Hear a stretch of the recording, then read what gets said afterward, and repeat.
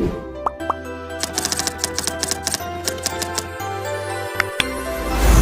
day, everybody. My name is Angel Fatima Tilagan. I am your accredited competency assessor for photography in Cebu.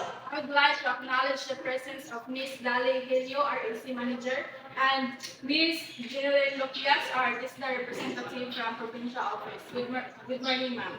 You don't have to worry about their presence because they are here to oversee the conduct of competency and to check if the conduct is in accordance with the prescribed competency assessment methodology and procedures. Before we start, please submit your admission slip as I call your name and please sign in your attendance sheet. Chabi Norentimon.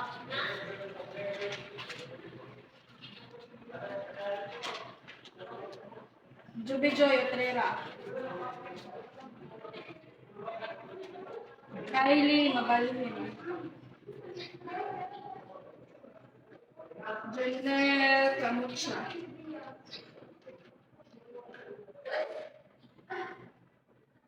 And Donald Jubilee.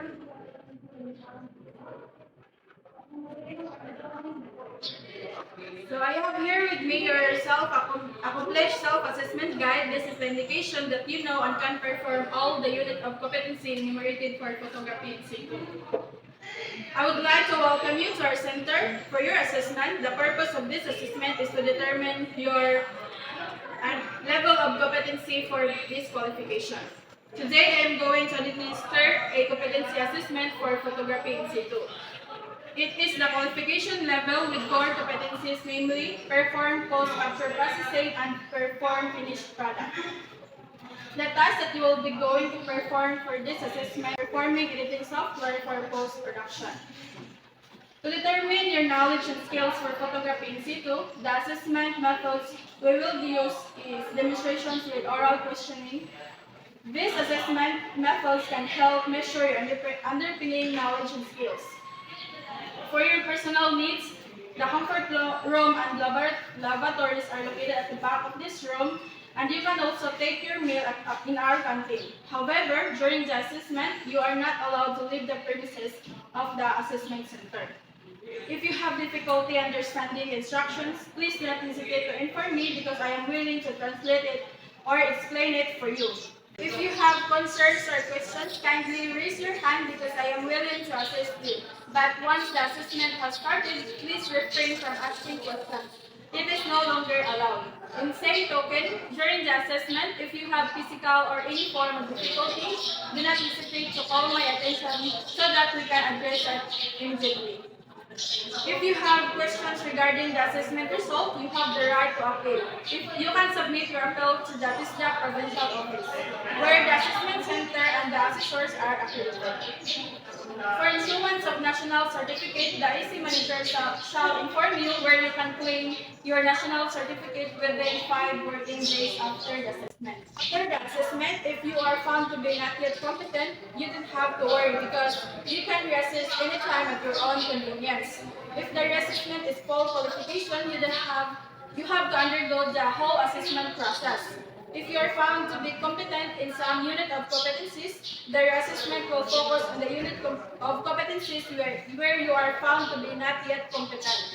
Also, if you fail 2 consecutive assessments, you will advise to undergo a refresher course before applying for the assessment.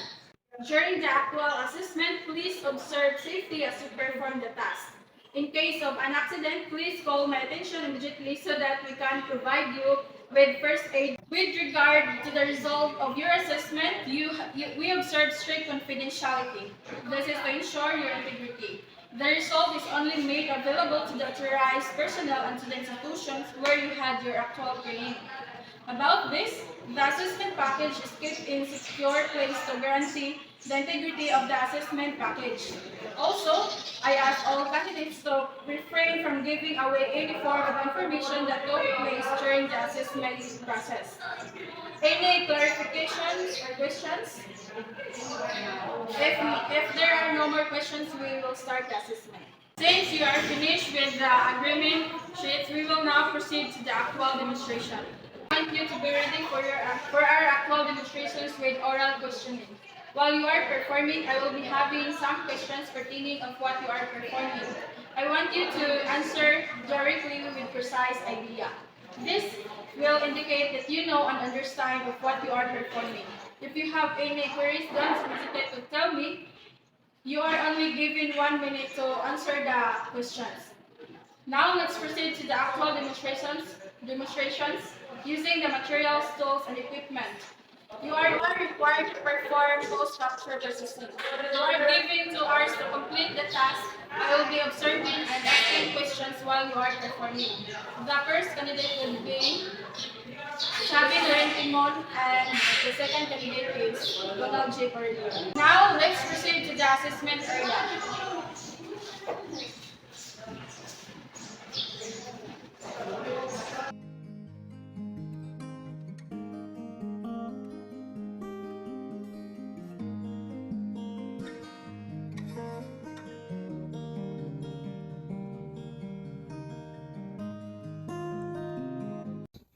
What are the key elements and principles in designing the image? So the key elements in designing the image are unity, balance, contrast, and adjustment of the color. Okay, thank you. So, how does modern practices in photography improves one's style? Um, Modern photography improves one style because we have the advanced access of technology and enhanced editing tools in digital. Okay, thank you.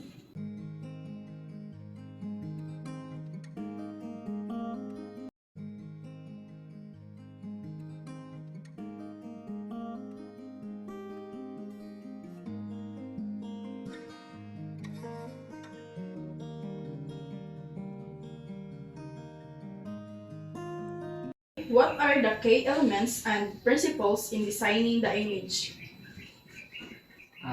The key elements in designing the image are contrast, um, composition, and balance. How does modern practices in photography improve one's style? Uh, Modern practices in photography uh, significantly influence and improve one's style in several ways, such as um, instant feedback and learning, and online communities and inspiration. Okay, thank you.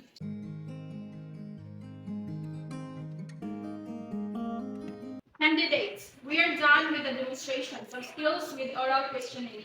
We will be having now the oral interview. I will be calling you individually.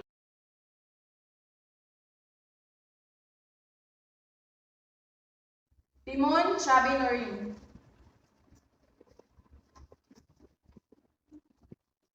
So how's your feeling today? A little bit nervous. So here's your question.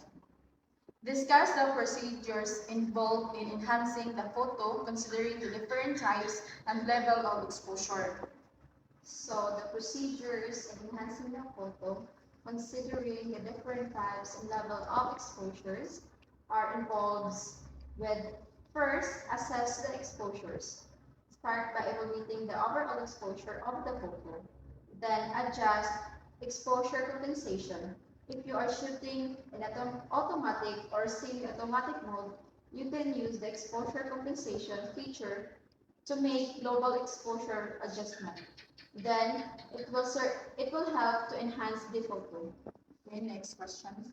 How do you improve and expand your knowledge? I continuously improve and expand my knowledge through various methods. For example, continuous learning.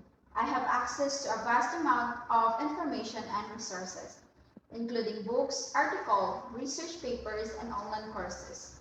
I actively engage in ongoing learning to stay updated on various topics and improve my understanding. Okay, thank you. Aurelio Donald J.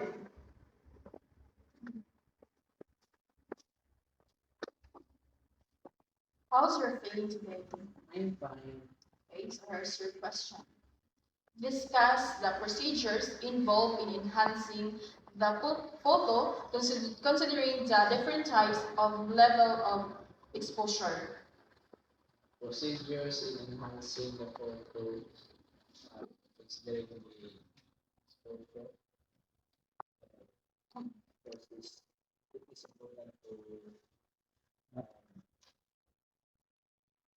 just brightness to have a better photo quality. Thank you. Next, how do you improve and expand your knowledge? I improve and expand my knowledge through uh, learning through various ways, just like online learning and peer-to-peer interaction with the same people that I've met. Okay, thank you. Hello candidates, we're done with the methods of assessment. This time, I will give you the result of your assessment. I will call you one by one. Timon Chabinaring. Miss Timon, how's your feeling today? Good. Okay, based on your assessment criteria enumerated in the rating sheet, for your actual demonstration, you performed well with answering the questions well. After the demonstrations, the oral interview, you answer all the questions very well. Based on the three methods used in this assessment, you passed it all. In this manner, I pronounce you as a competent. Kindly affix your signature in these rating sheets as well as the cars.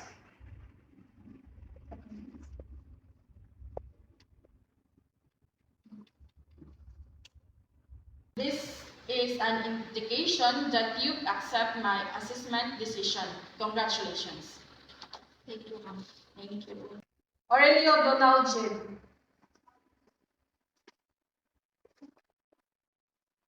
Mr. Aurelio, how's your feeling today? I'm fine. Okay. In the actual demonstration with oral questioning, you were not able to perform rather within the standards prescribed in the qualification. You have to practice more about the post-capture processing or editing software. Therefore, you are rated as not competent. I will require you to affix your signature in the reading sheet and cars in the candidates. This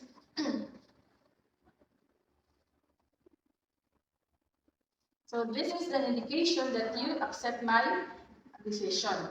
You may come back anytime for your assessment if you feel confident enough that you have acquired the competence. Don't worry, you will only reassess on the parts of the activity where you are found to be not yet competent. Okay, thank you.